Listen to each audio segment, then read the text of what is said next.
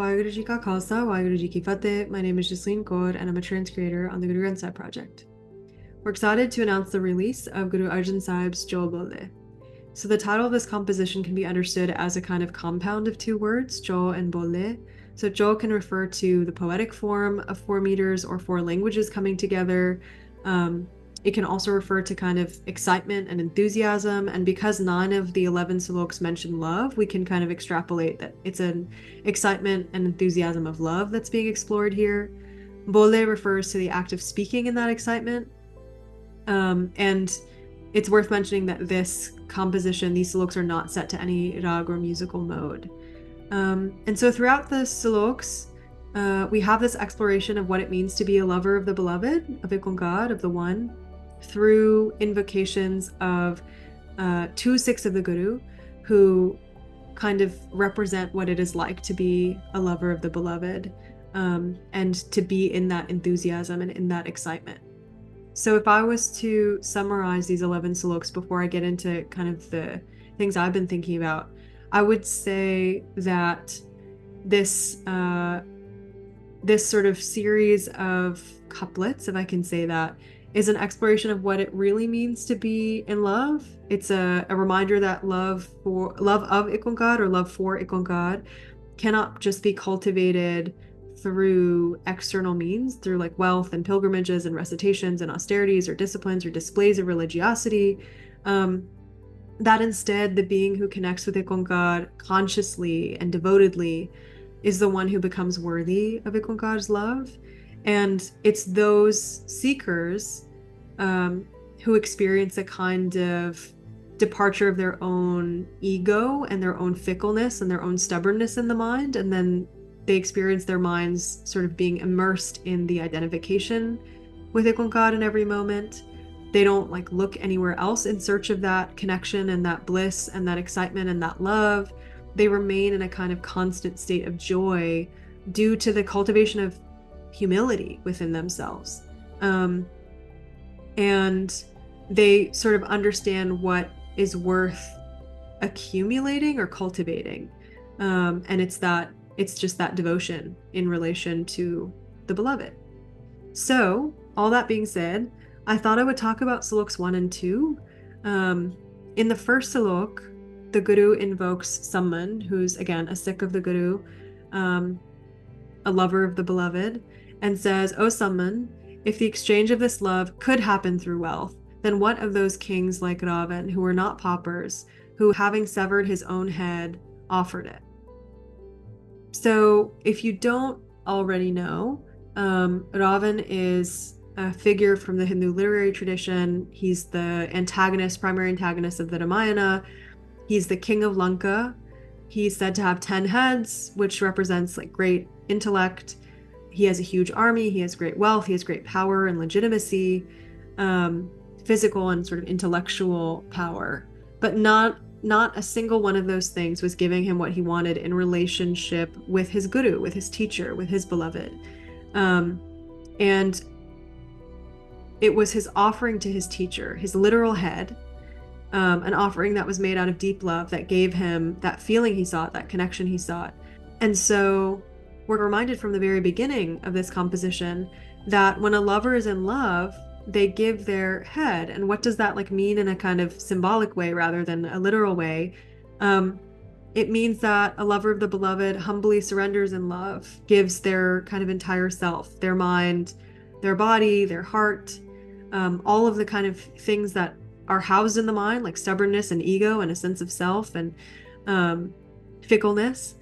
And when we give those things over in deep humility and devotion, that's the kind of true sort of act of love and devotion of a seeker or of a lover of the beloved. We begin to understand the temporariness of our worldly wealth and power and influence and reputation even, and we begin to understand the value of our devotion and our submission, and we begin to serve the one that we love.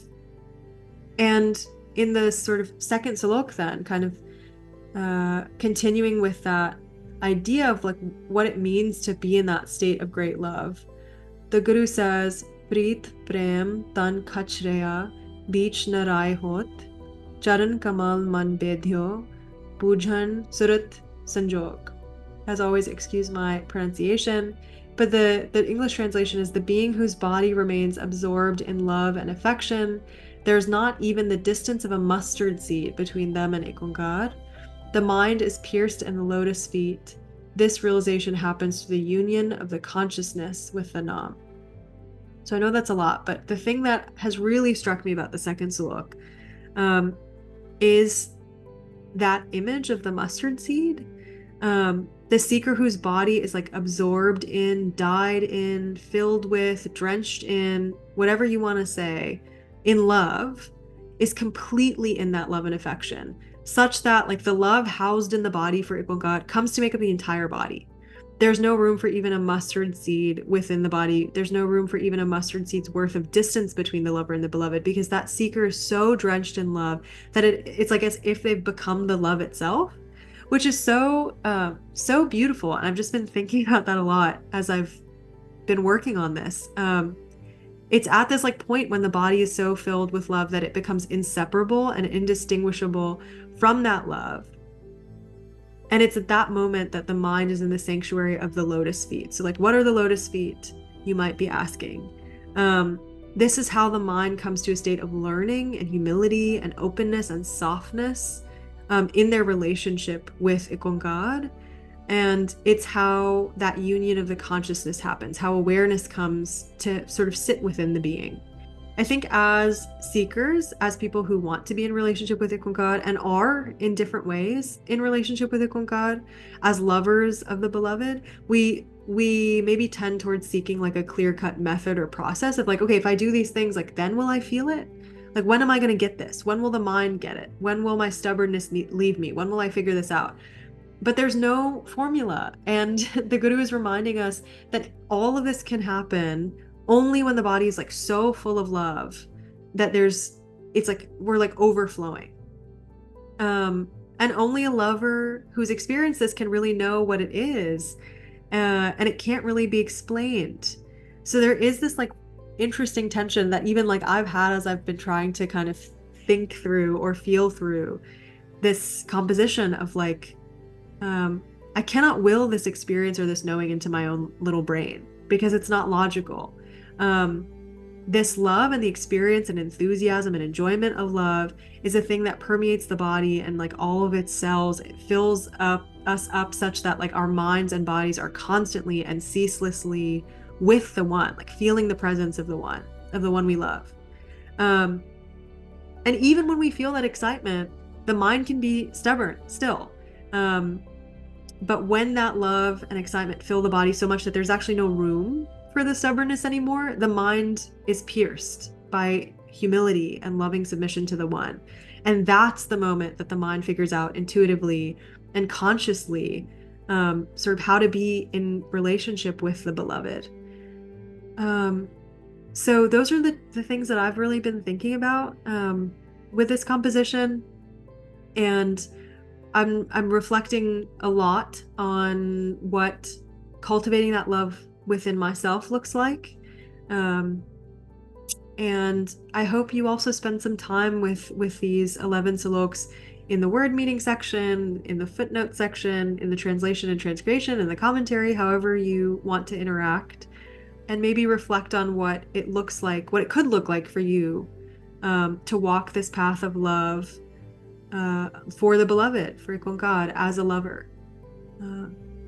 Waheguru Ji Ka Khalsa, Waheguru Ji Ki Fateh.